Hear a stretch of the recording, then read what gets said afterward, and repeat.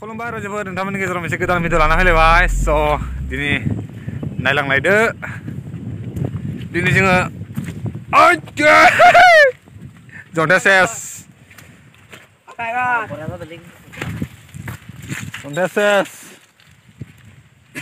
गाब्रु जादों अखा हानायाव एखेबारे बिराद डिस्टार्ब जाबाय थादों जों दिनै बरबुराव थांनो ओंखारदों गाबोन पुलिस कामान्ड'नि फिजिकेल टेस्ट दङ जोङो थांगासिनो कम्बल सम्बल लानानै बेग सेग लानानै ओजा थांनानै हर थाहैनोसै ओइ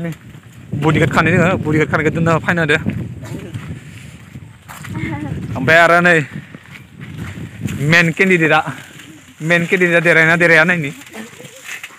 बाक्सायावथ' एमान खहस नङा देरहानाया बाक्सायाव मानो होनबा बहुद खारग्रा दङ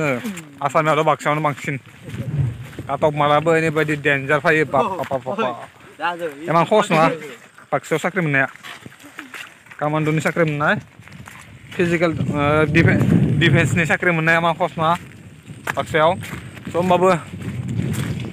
नाजानायासो मेन गोदोर नालाय मोननो मोना उननि बाथ्रा नाजाग्रोनि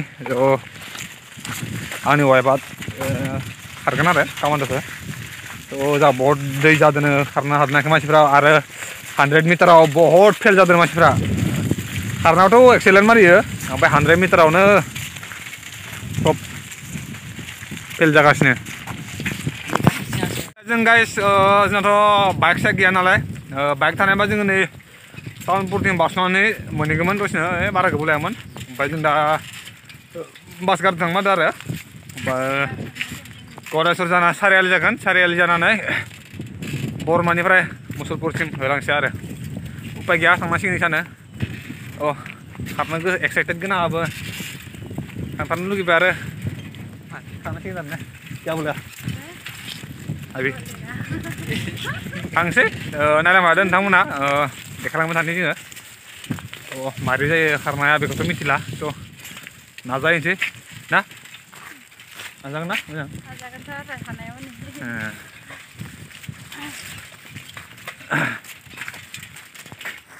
खारनाय टाइमा जोंना गाबोन 3 तारिखनि 6टा बाजियाव रिपर्टिं टाइम आरो ओमफ्राय जों दा दिन थांनानै भारा थाहैनोसै ओजा उपाय गैया नङाबा थांगासिनो थ' नोंथांमोना नायलांबाय था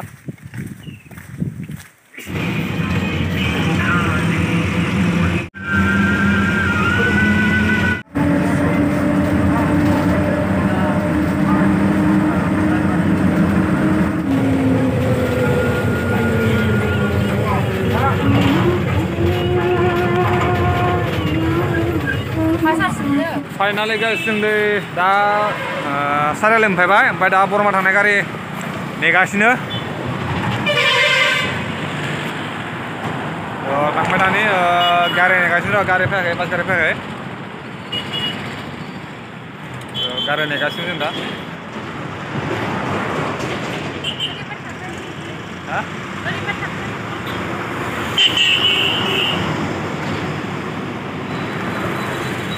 बरमानिफ्राय डाइरेक्ट मुसलपुर थांगोन आरो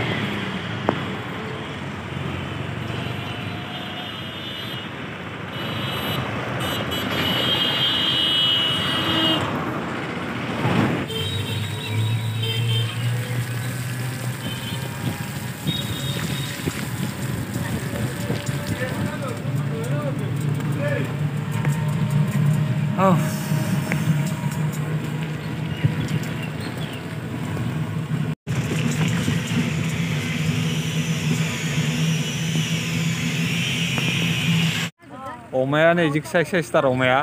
फाग्लासो अखाया बेखाना दिनै अमाया जि बुरा स' फाइनालि गाइस जों नै मोनफैबाय रुमाव ओमफ्राय दा जोंनि थागिनबा खारगासिनो आरो दिनै ओमफ्राय जोंना जायनि जना गाबोन खारनाया ओमफ्राय जोङो थारमाने मुसलपुरथिं फैनानै एसे टाइमा आपजाबाय आरो ओमफ्राय जों दारेक्ट बरमानिफ्राय बुरबुरि फैनायमोन दा मिथिजा बिथिं फैनानै एसे फैसाया बारा थांबाय आरो दा जेबो नंला अमाया जि किउट दिनै अमाया जि साइसनि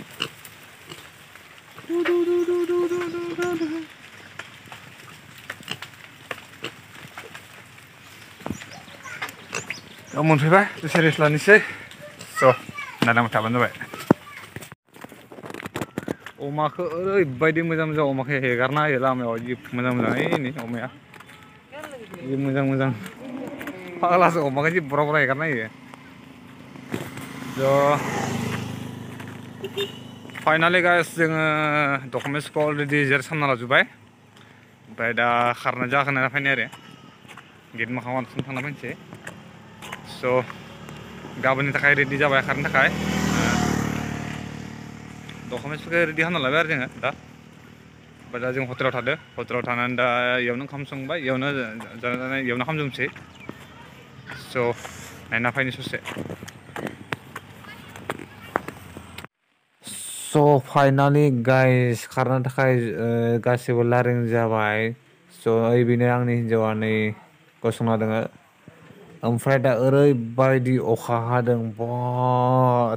हरनि 3टानिफ्राय हागासिनो अखाया खारनो मोनगोन ना मोना गेरेन्टि गैया मानसिफोरा माथ्र' माबाखौल'सो मेडिकेलखौल'सो पास खालामना दोनगोन होनना खोनादों पस्टपन खालामना होगोन होनना बुंदों 7 तारिखसिम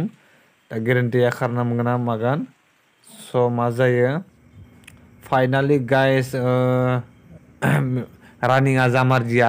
मेडिकेल टेस्टखौल'सो खालामना दोनबाय खालामना दोननानै दा ओरैबायदि अखा हादों फिल्डआ दै गोजा खारनो हायैदि जों फैबाय नै गामिनिफ्राय सासे आदा थांदोंमोन आरो जिपसि लानानै स' बिदो फैफाबाय दा जों न'आव थांगासिनो नैया आइलेण्ड मोनबाय आरो नागारजुलि टि एस्टेट मोनबाय स' थेंक इउ थेंक्स फर वाचिं